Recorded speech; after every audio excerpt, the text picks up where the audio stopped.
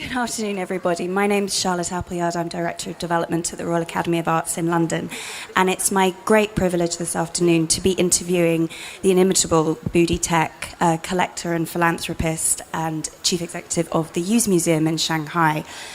We're going to be talking about collecting and the influence of private collections on the public sphere and the public domain. But what I want to do to begin with is sort of put some context behind the broader questions. And Budi, I thought it might be a nice way to start off just by talking about your first major encounter with art. What was the first piece or the first artist that made you realise that collecting was going to be a bug for you? Well, everything just happened to be in a very easy way. A piece of artwork that I collected, not anymore maybe relevant now, but for me that was the first work that I ever collected, the contemporary artwork. So I always give it a place in my heart. So, but after that, then of course you start to be addicted slowly, like doping. So. Yes, that was like 15 years ago. Yeah. And when you began to buy, did you have a strategy, or were you working on gut, or just what you were drawn to? No strategy at all. Everything just like or dislike. Everything maybe we collect by ear, by eyes. The brain was slow at the time, so that's why if you may say. Many artworks has been now still in the warehouse, not relevant to my future, collections anymore. Or even I will be ashamed of showing them to the public. So, but it is part of the learning pattern. So you learn something, you pay the tuition fee, and you grow, and then you start to realize that actually. There's a lot of things to learn, and now I rely a lot with my friends, people like you from the museum, and then curators, scholars, and advisors. So good galleries. So those are people that actually I'm now associate with, and always give me a better knowledge to go further, because art is even. It's moving on. It's not just stand still there. And I'm collecting not the master, classical pieces. I'm actually collecting a lot. If the so-called uncharted territory or uncharted frontier of the future art. So this is what our team and I actually spend a lot of time to do that. Yeah.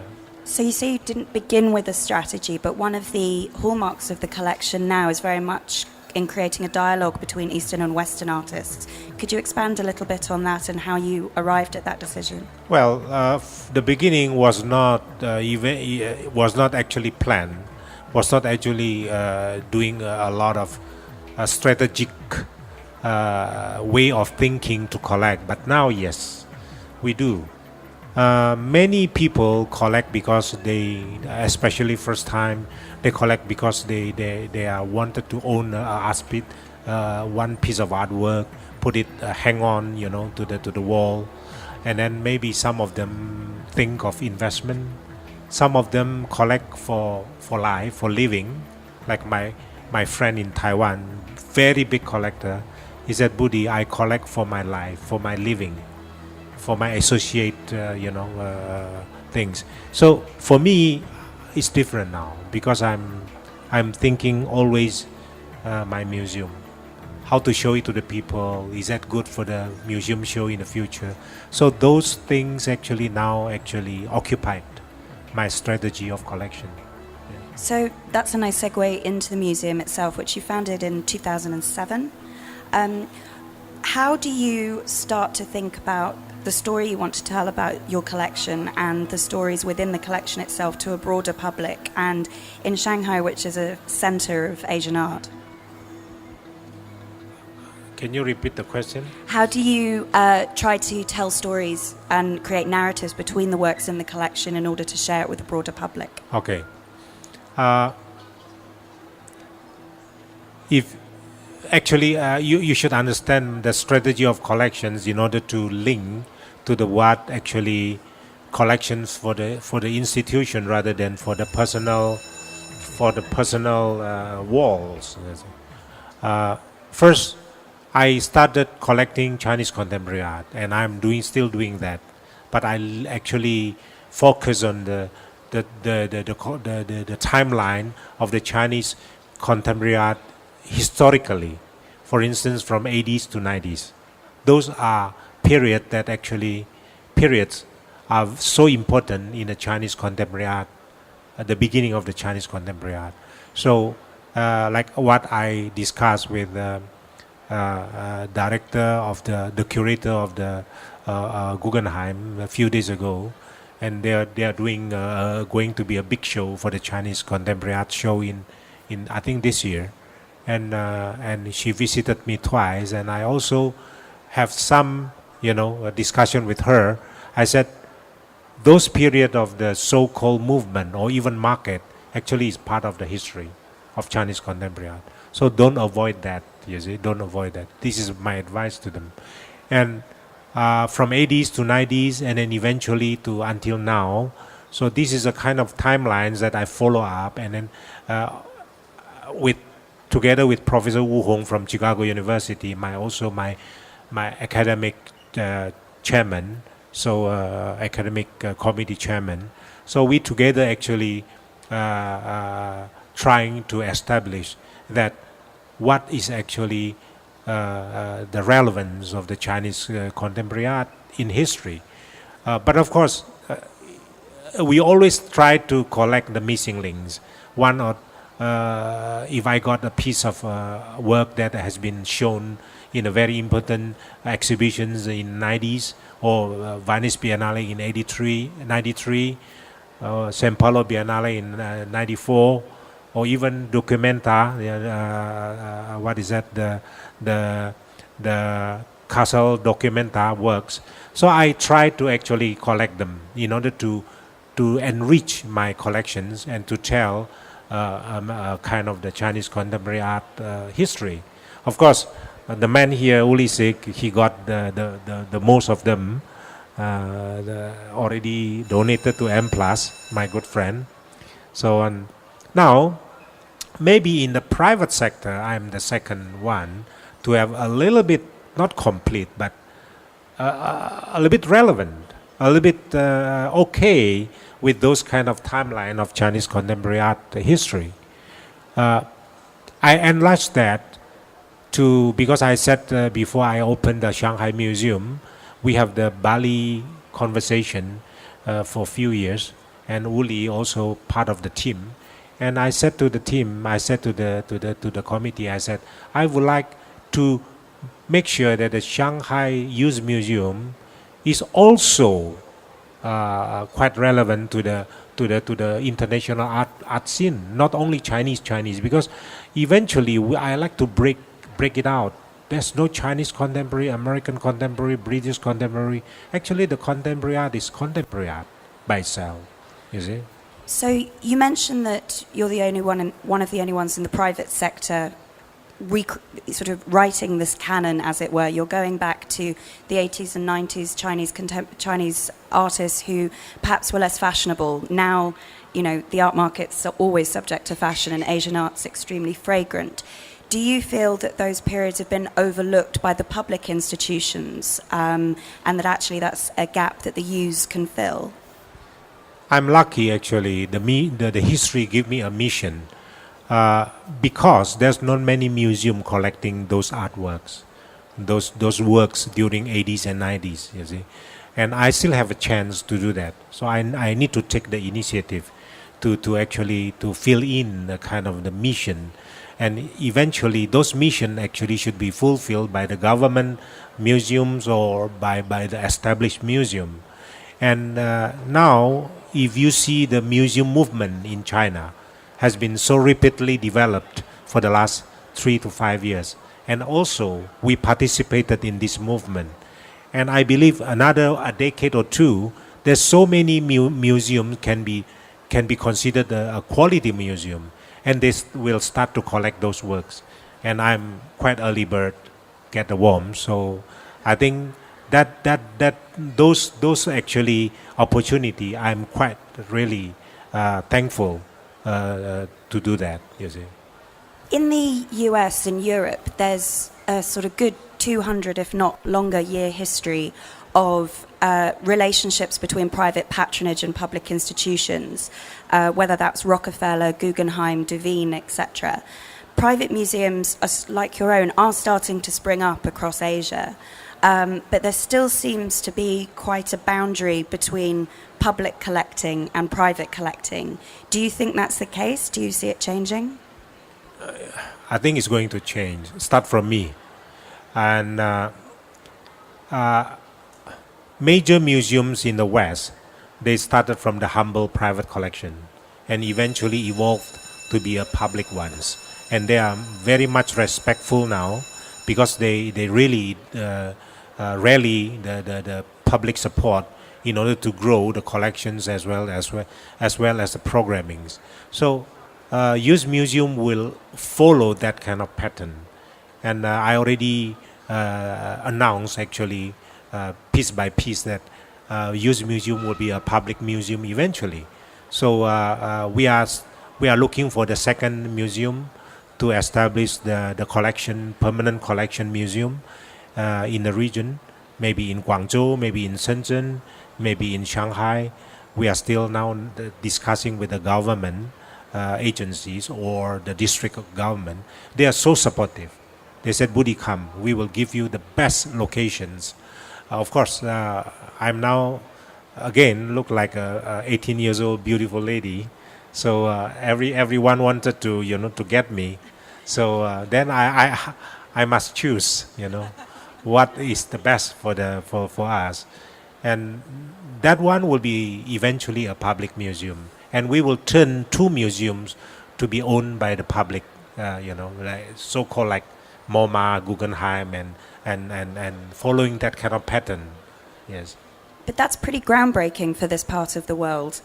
I'm thrilled that everyone's delighted to have you and wants to have you. But do you find that you have to educate the government, that you have to educate local authorities in the benefits of taking over a private institution, or are you actually being welcomed with open arms? And actually, this is not a secret that I got this particular fatal disease for the last 1.5 years. So, and because of that, actually changed my horizon of being a human being or being living. Thanks God, still breathing and living.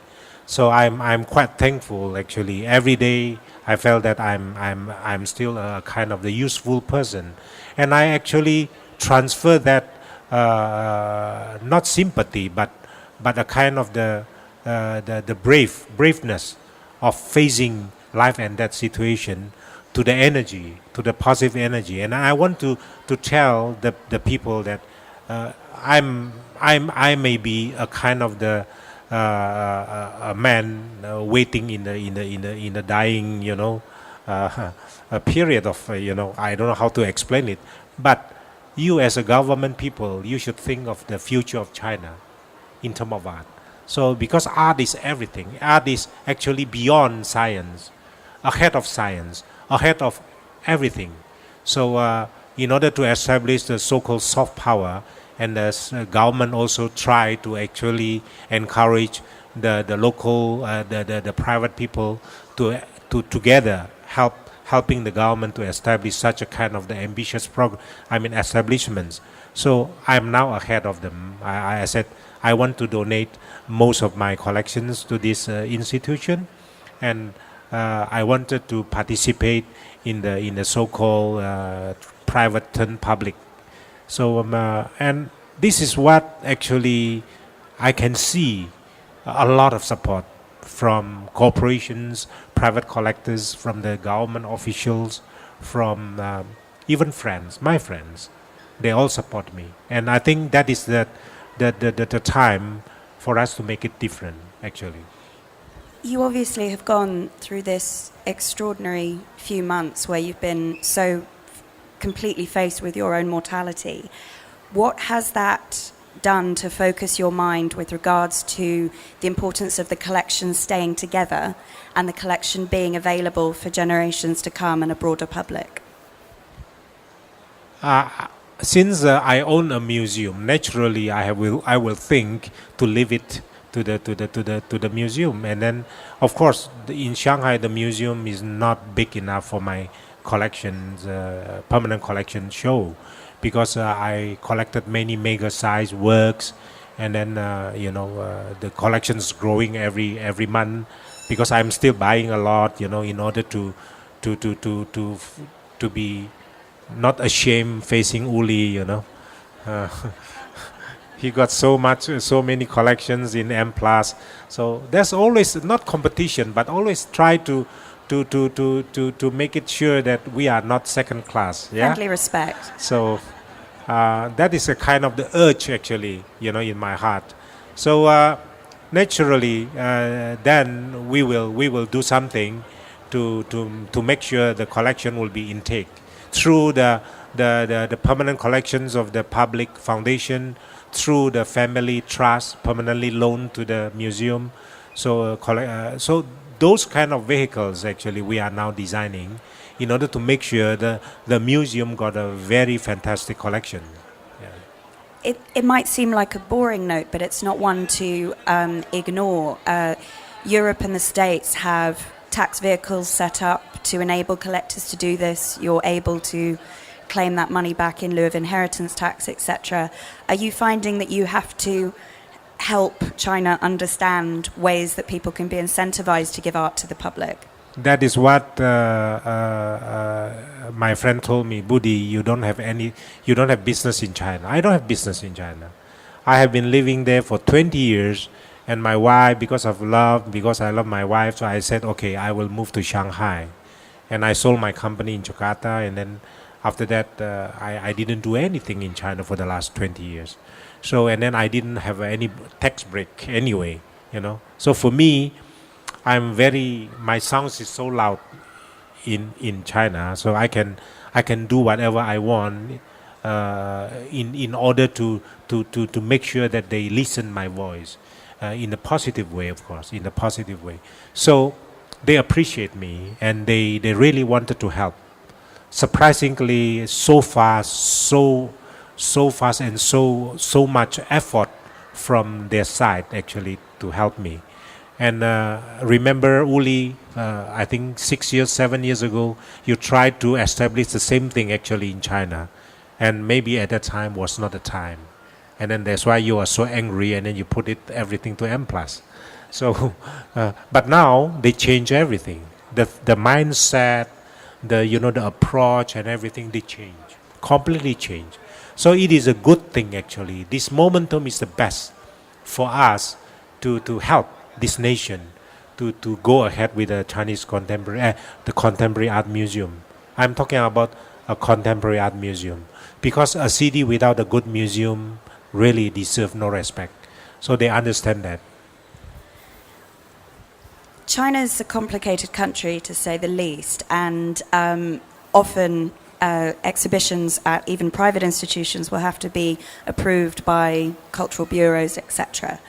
And you've been collecting privately for many years now, with your own guidance, with your own education, taking advisors where you see fit. Do you see giving a private collection to the Chinese public as a political act? We are giving the collection not to the government.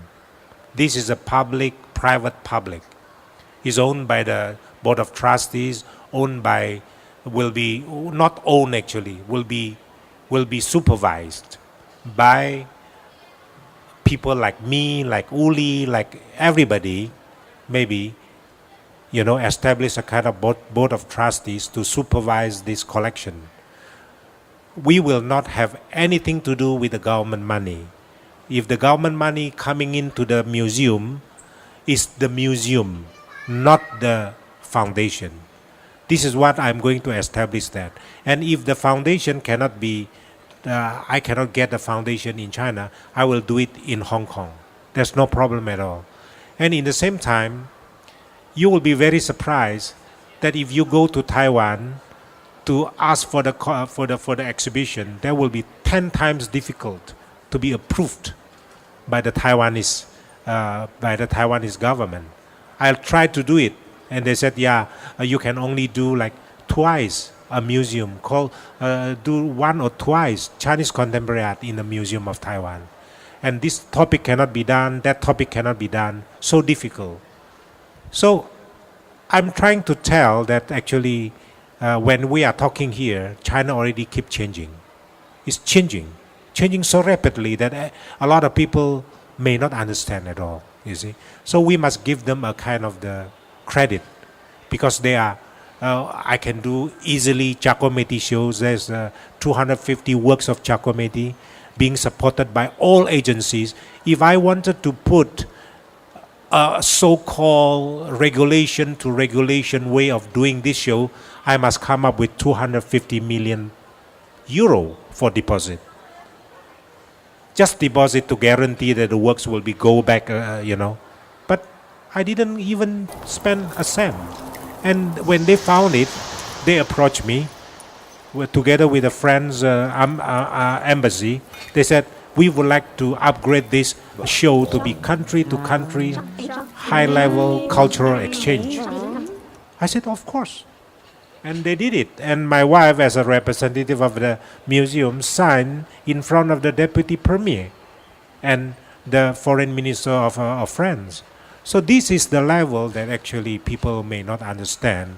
So they are changing so fast, so friendly to a lot of things now in art. Talking about the Giacometti show, that's actually a very good example of where a private institution can realize something that a public institution isn't always able to do. Public collections are bound by duty to collect, display, and show certain things, whether that's a native artist, whether that's works from the community.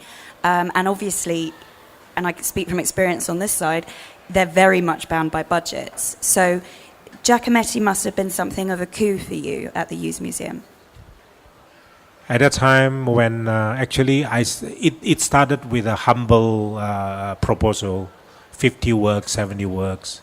And then after that, we upgraded to 100 works. And then because of the country-to-country collaborations, I challenged to Catherine Grone, the director of foundation. I said, Catherine, I think we need to do the biggest show of the world because it is already country-to-country. Don't you think so?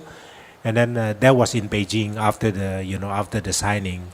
That night, I remember the president of Pompidou skipped the ambassadors of France invitation of dinner. They came to my cafe and enjoyed the celebration together. And eventually, she said to me, Budi is going to be very expensive. I said, no problem. I can rally my friends, to support it. And we need to do the best show of the world. And we did it. And the show considered to be the best, and we are nominated one of the best shows of the world, and we were awarded the best show last year in China. Congratulations. If you were to come back in 100 years' time and visit the youths, what's your dream for it? What would you like to see if you walked in again? If you're allowed to come back in 100 years, yes. What would you like to see when you walk into the Youth Museum? What would be your dream? Oh, I will be bigger than Royal Academy. I'm 249 years old, so it might take a bit longer. But Well, if I really can travel by time, that many things change actually. Many things change. Even me will be changing, and maybe now I'm going to be a monster, but yes. Many things will change. The Youth Museum will be, much better. The experience will be different. and I think as ambitious as me, as a, in terms of doing this job for public now, not for myself. So I like to do it differently. Actually, I'll do, but maybe that's also a kind of the uh, not punishment, just this incident of my fatal sickness actually changed my life. I'm talking here thinking of more public than private because maybe of this. When you are facing life and death situation, you change everything. You are not thinking of yourself. For instance, I'm now, my wife always criticized me. You are already this situation, why you want to do everything? So I said, yes, I want to do not even this. The second museum, turn public museum, this is one initiative that we are going to do that. The second initiative, I rally my friends also. Citibank already on board, and then Sotheby's already on board, and many my mega collectors friends already on board. We will do the second initiative this year in New York to rally donations of artworks, including mine, to the charity auctions to benefit the Johns Hopkins Pancreatic Cancer Research Center. Dr. Ruben, my good friend now, my doctor also, the head of the pathology, so was very happy. And Johns Hopkins is the only institution, in my belief, worldwide, have a chance to do two things. First is the early detection of this disease, because this disease mortality rate is 99%.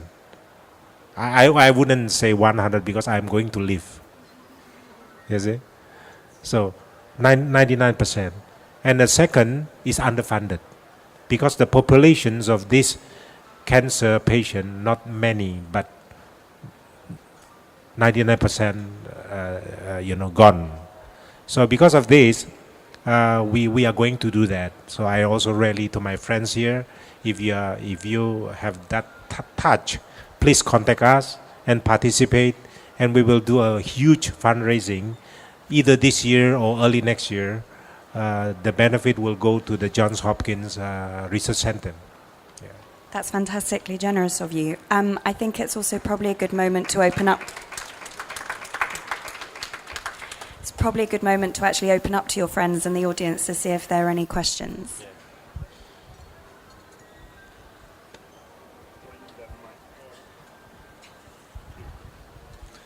Well, first, let me specify one thing. Your collection is not first class, it's AAA first class. Chinese collection. Your international collection is AAA first class. And yes, I also have a wife criticize me from time to time. Now my question. You have been very positive in commenting on the Chinese government policies regarding contemporary art, but do you see a space or a reason or a direction that we collectors of Chinese art should be lobbying the Chinese government, or are you saying no need, or there is no use in doing this, or what's your view on this?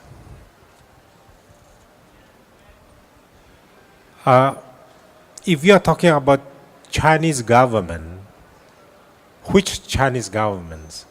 Because China is so big, and we will not even talk to Beijing because it's too far away. We are talking about district government. Shanghai district government of Xihui, which the Youth Museum now helped to develop the West Bund Cultural Corridor. 3 years ago, there was no even anything there, empty areas. And the district government said, this is a good concept to develop many museums here, other cultural setups. They invite so many art centers, galleries, artist studios. museums, and then DreamWorks eventually, and then now art fair, very good art fair there, and then many headquarters of cultural setup, build towers there. And that land, that particular land of mine, worth hundreds of millions of US dollars. They build for me, they give me some, not enough lah, some money to help to run.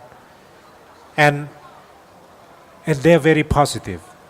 But may not be every district of government have that kind of vision. I went to Guangzhou or Shenzhen. They said, very much cultural deserts. When I talk to them, they are so hungry and so thirsty about having this kind of setup. So I said to them, yes, as long as you are thirsty, I can deliver the water. You see. So they are different now, completely different. Of course, the government money is not unlimited. They got budget to feed the people, to employ the people. So we are talking about, I said to them, you do not need to spend money. You just give us policy, loosen regulations in order for the private sectors to step in. Because a lot of private sectors understood that, with the museum there, their properties can be increased in prices. So that increase in prices can help to build a good museum. But so many museums has been established in China, they became the empty shell. Because they don't have a collection. You see? So the collection, like a district governor said to me, Budi, your collection is the soul of this district. It's not the physical setup. We are not interested in physical setup. So many physical setup everywhere in China, but they don't have any collection to fill in. So my IP is very, very valuable now. And then because of the collections, and it even really touched them when I surrender my valuable IP to become a public IP. You see, I didn't want to take advantage by using my IP for the self-interest, because many private organizations, they invite me, Budi, what do you want? I can give it to you, as long as your museum will be in this my development. In China, the development is not one tower. You are talking about the whole, suburb or city, So they like something good, like West Bund Cultural Corridor, many museums there, in order to make this district very much attracted to the culture, in terms of culture. So this is what a lot of now this kind of thinking in China. They wanted the real museum, not like before. Not like before you just build a space. Is this a museum? No, not anymore. They understand, you see. And they will learn very fast. And we are taking this advantage to push even further. So this is what my mission now. And you can say it is a change game thing. But I believe that my contribution, I don't know how long, I hope I can live another 30 years. Like my Chinese doctor said, I guarantee you, Budi, 30 years, okay? I hope so. But I must catch up with time. I want to do something. I want to leave something, a memory that can turn me a long life, forever living by the memory of everyone, if I can contribute something to the society. So this is now I'm thinking of that. Maybe it's not that realistic, but I don't care. I'm doing that. That's a wonderful sentiment. Are there any more questions? There is actually a microphone going around if you want to put your hand up. Anyone?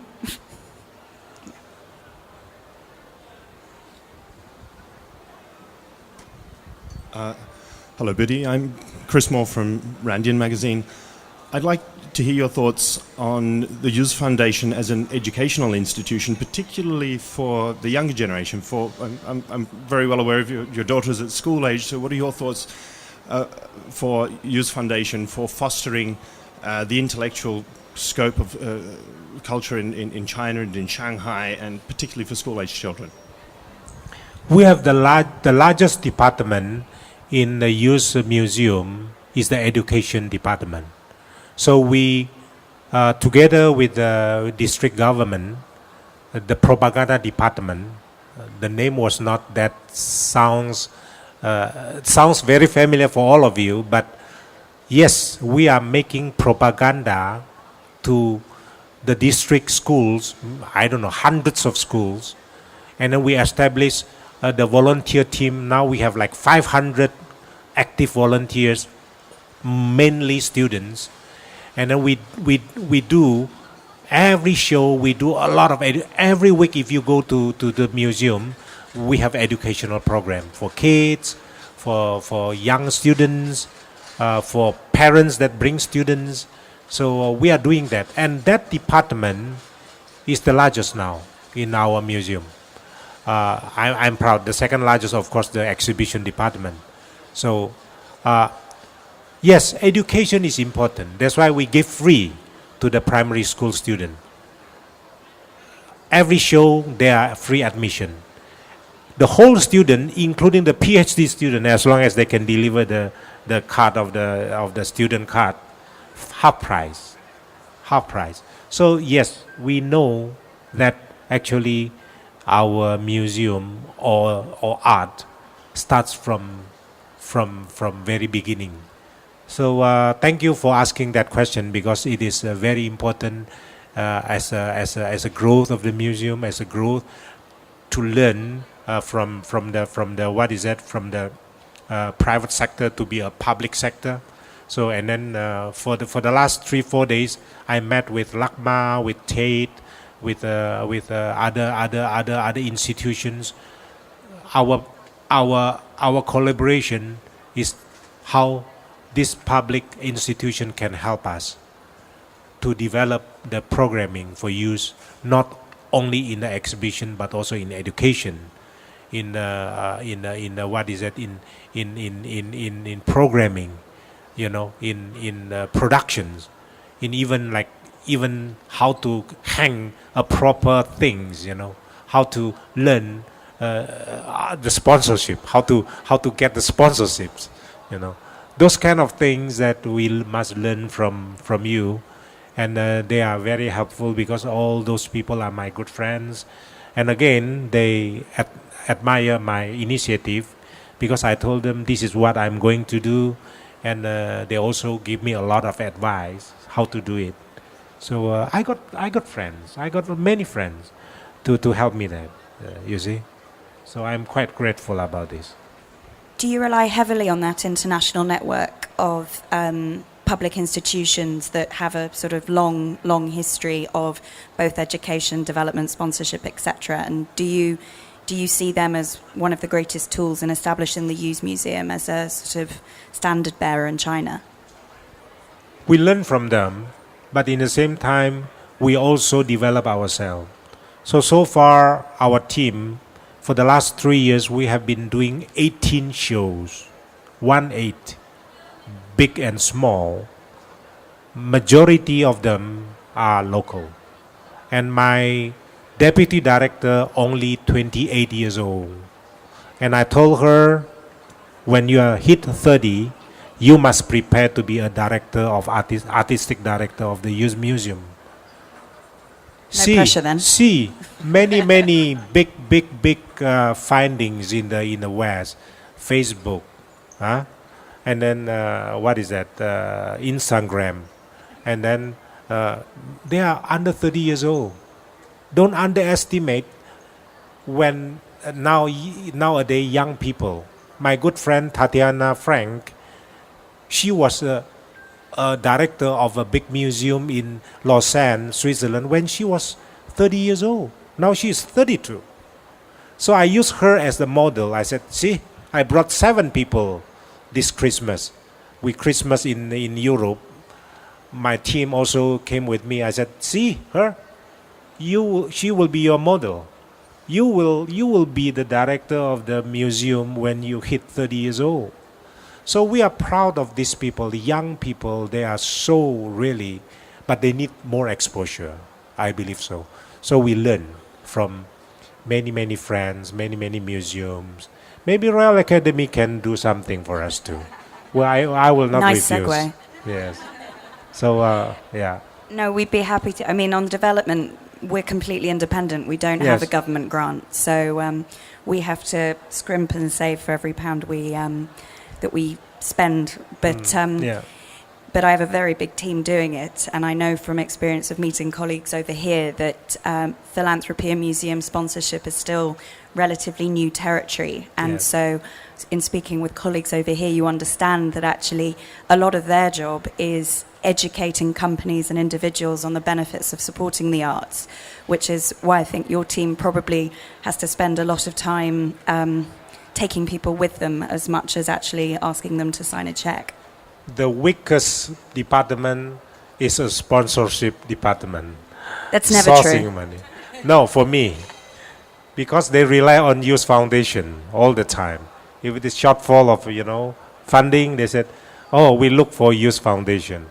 So Youth Foundation now is still the largest donor sponsorship for everything in Youth Museum, but that will change. That will change. If it makes you feel any better, for the first 7 years of the Royal Academy, the largest donor was George III, so you're in good company. Yeah, I'm not maybe as strong as him. Yeah, so we try the best. He's the one that We went try the mad. best. We try our best. Yes. Sorry, I'm dominating the conversation. Are there any other questions from the audience? Vita. Budi, I have a question for you. Well, I've been listening to you that you would like to have your museum go public, and when we talk about public museum in China, and actually it is a term that we always have question marks about in China because it seems that there is not really much public institution in China per se. And every country that you go, you will always like to go to the Mocha, the Montmartre, the Guggenheim, as you said earlier. But, when you go to China, you never really go to any one of these sort of institutions. So I'm sure there is a lot of issue, there's a lot of complication in China that make it different from other country.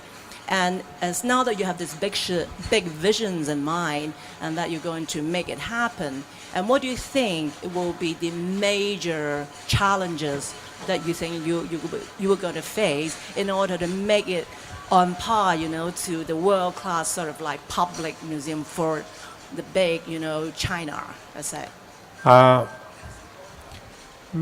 Yes, this is what actually we still are trying to find a way, because so-called public in the West and so-called public in China may have a different understanding. They thought public is government. What we are trying to actually to convince the authorities that there's always in between. There's always in between. So, for instance, the Youth Museum issued license from the non-profit authority, Mingzhenju, non-profit authority. So it's a non-profit organization. Non-profit, we don't pay tax for the ticket income, yeah? For instance, donations, we don't pay tax. But the owner is a limited company because they want to know who is going to be responsible if something is wrong, you see. Then I said to them, which is a wrong setup. The ownership should be a non-profit too. The non-profit foundation is not easy to get it as a private person. For instance, the Giacometti show, at that time, there was a big question from the Cultural Bureau. You are the private museum. How can it be a country-to-country collaboration of high-level exchanges of culture? So they still feel, but eventually they did it. You see, they did it. So now it's very open mind actually. But we need to constantly doing a lot of things. Once it is breakthrough, then everything opened. So I believe we need to have a big effort to do that. But I still believe that is a very big chance that we can do that. We can do that. Have faith. Have faith. So far in Westbourne, we are very happy. We got many major shows, and then popular shows, academic shows, and very serious shows, and very sometime, at the time when there was an interview by the Economist magazine, and then he said to me, the first ever premiere show done in 2014, he was very shocked of what's being seen, the whole setup. And then he made the article, the title was so horrible at that time. I said, oh my God, I must leave this country. I think this is a very bad title. Cultural Revolution. So you can check Economist magazine, Cultural Revolutions, Youth Museum. You can have the article. But inside, very positive. It's very positive. So I think that is what actually we need to change, because I'm the one who actually near the kind of I'm in the game now. I'm in the game. I can feel the change of the temperature toward favored in us in the museum development, and they understand the museum is so important for the country, and we need to have more and more museums in China. So this is what we try to do, and tell me it is not hard. It is hard. It is hard. Ask him whether it is easy in Hong Kong. M+ is not easy too. You need to answer to the people. You need to answer to the bureaucrats, and then sometimes maybe people that not relevant to the art is going to be your bosses. You see. It's not easy to, and I'm doing so fast and so job accomplished for the last, and the museum from start to have the agreement with the district government open 2 years. 2 years. Okay. When they found out that I'm quite slow to do this, I said, no, you don't do it. We do it for you. They do it for me. So please have faith in everything, and don't believe in sometime in a so-called democratic or a kind of the things are like that. Eventually you elect Donald Trump. You see. Something like that. So we believe in everything, I think, for as long as this is going to happen. Of course, this is what I believe that China is changing, for sure. Looking back now, I think we should probably start to wrap up, but if I may go back to a comment you said right at the beginning. There are the early works that you bought that are maybe in a warehouse that you're ashamed of, but they were the beginning of your journey as a collector and as a museum founder, and there may be a few collectors and potential museum founders in the audience. If you were to give one or two pieces of advice of what you've learnt over the decades that you've been collecting, what would they be? People in China, especially the artists, complain that why Budi showing so many Western works, Western artists, a big show of Western contemporary art. Then I said to them, because you are not doing very good job. Because I want to show your counterparts in the West from very young, matured or very matured artists, what they are doing. You should learn. You are just don't close the door and make the car, in Chinese saying, you see. So I was not very popular in a certain extent actually, but now they understand. They understand. So yes, I have a difficulty now to find a very good artist. That's why my focus is actually from 80s to 90s. The historical works, fantastic works, super works. But up to now, I'm so difficult to get so-called good works. But now the youth museum started to have another strategy to dig in the so-called unnoticed artists. They are already 40, 50 years old. They are being ignored for decades. They are doing a lot of things by himself, herself. So we start to dig in. We did a show now, Shenzhen-based artist, so popular. And suddenly she became the star. And then in September we will do another artist, not even being noticed. People know his name and as an artist, but nobody care of him. So he will be he will have a solo show with us. So we found out that this is very much actually satisfied me. I can collect their works. Actually, it's going to be the third one. The first one was Zhang Jianjun, also being ignored. And then he went to New York, and then as a professor now. And then now we found him last year. And this year we have Jolie, and September we have another artist. So, and that actually satisfied me. I can collect their works, I can introduce to the world, and I encourage them to do more academic shows. Don't think of market. So I think Uli, you may have the same experience. So we give them a big bang actually to this world. I said, if you want to be good, see what people are doing from the West. So those also my job actually to be like a tiger mother, to the art scene, tiger father, to tell them in a very serious way, rather than spoil them buying their works and then eventually end up in a warehouse. Budi, I think we could probably listen to you all day, but thank you so much for your time and in a particularly busy week, giving everybody a chance to get a glimpse into what your ambitions are for the Youth Museum. Thank you. Thank you, Charlotte. Thank you so much.